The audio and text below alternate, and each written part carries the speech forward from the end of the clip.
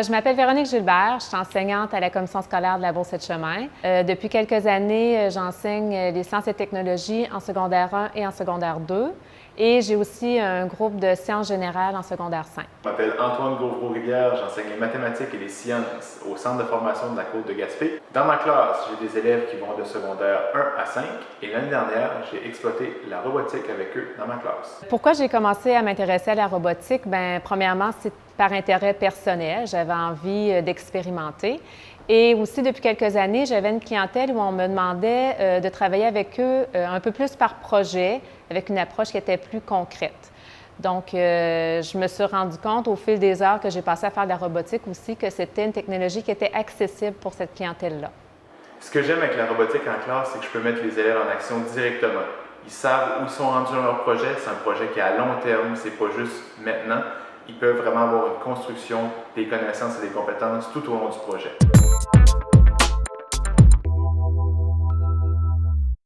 Moi, je vois un avantage au niveau du travail d'équipe.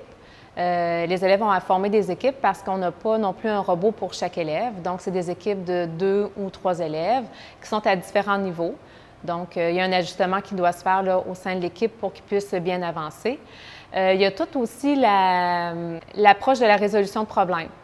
Donc, quand il arrive un problème en programmation, il faut être capable d'identifier quelles pourraient être les sources du problème, puis essayer d'agir sur une source à la fois pour pouvoir voir l'impact que ça a sur notre programmation. L'avantage d'utiliser la robotique en classe, c'est que c'est durable. On peut utiliser les mêmes boîtes avec différents groupes d'élèves. On peut aussi avoir du matériel fait sur mesure. On peut acheter d'autres capteurs et d'autres éléments pour diversifier l'utilisation du robot. Il n'y a pas vraiment de limite à utiliser la robotique, c'est l'imagination de l'élève et de l'enseignant qui vont faire toute la différence dans les cours.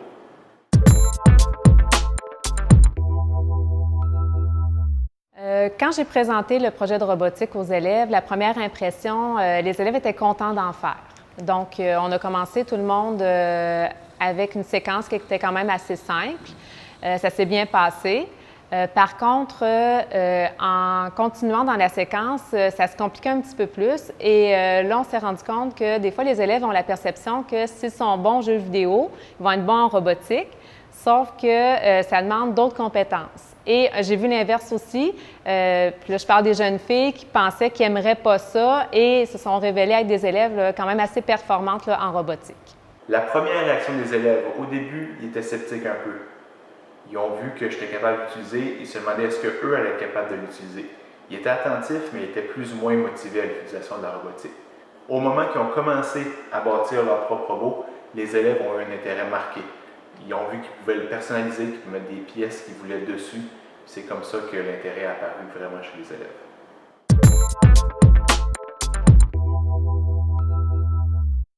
Je me suis rendu compte aussi que j'avais différents niveaux d'expertise en classe. Donc, il y a des élèves qui n'en avaient jamais fait, des élèves qui en avaient fait 2 ou 3 ans au primaire, et j'avais même des élèves qui avaient reçu en cadeau de Noël un kit de robotique. Donc, ça devenait mes experts en classe. Il faut exploiter ces experts-là, prendre leurs conseils, puis lâcher prise. On n'a pas réponse à toutes les questions sur la robotique. On est capable d'aller voir des tutoriels, on est capable de trouver des réponses autrement, puis on peut se servir de ces élèves-là aussi.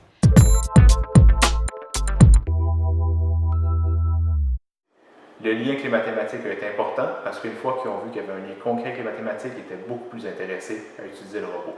J'ai utilisé la robotique un peu comme prétexte pour vraiment parler beaucoup de la démarche de résolution de problèmes, de la façon séquentielle d'aborder un problème et de réussir finalement à relever le défi que je leur proposais.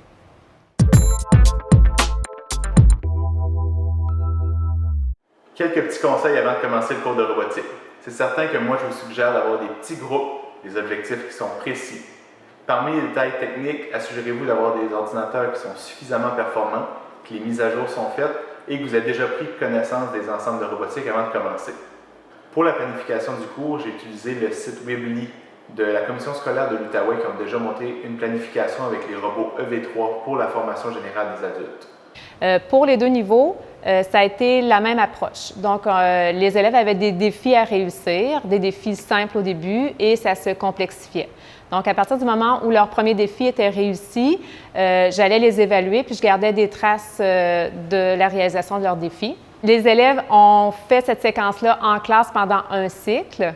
J'ai des élèves qui étaient intéressés à aller un peu plus loin. Donc, à la commission scolaire Bourse-Etchemin, on a une compétition locale de robotique. Par la suite, ces élèves-là, j'en ai qui en ont fait toute l'année en parascolaire parce qu'ils voulaient performer dans les compétitions. Donc, on est allé à une compétition provinciale, nationale et même internationale.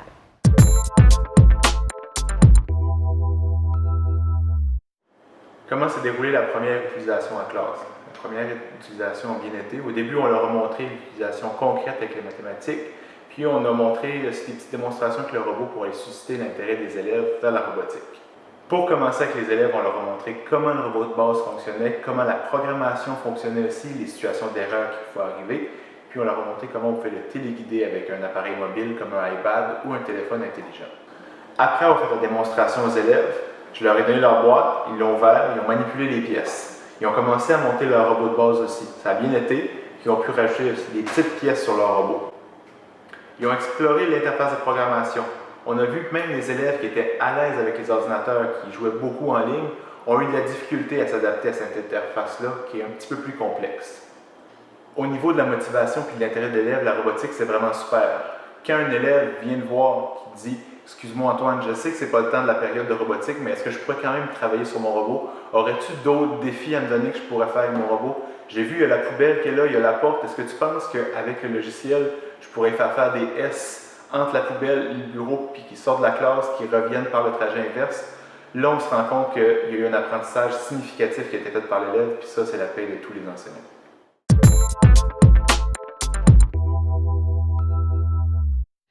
Quand j'ai décidé de faire de la robotique, la première chose que j'ai fait, c'est que j'ai contacté le conseiller pédagogique. J'ai eu une formation d'une demi-journée et ensuite, par la suite, j'ai peut-être pris une demi-journée par moi-même sur mon temps pédagogique, dans les journées pédagogiques, pour m'approprier. Je me suis rendu compte que ce qui était important, c'était d'être plus un guide pour les élèves et non pas nécessairement un expert. Entourez-vous aussi d'une équipe de travail compétente qui va vous aider à suivre les formations nécessaires pour la réussite de votre projet.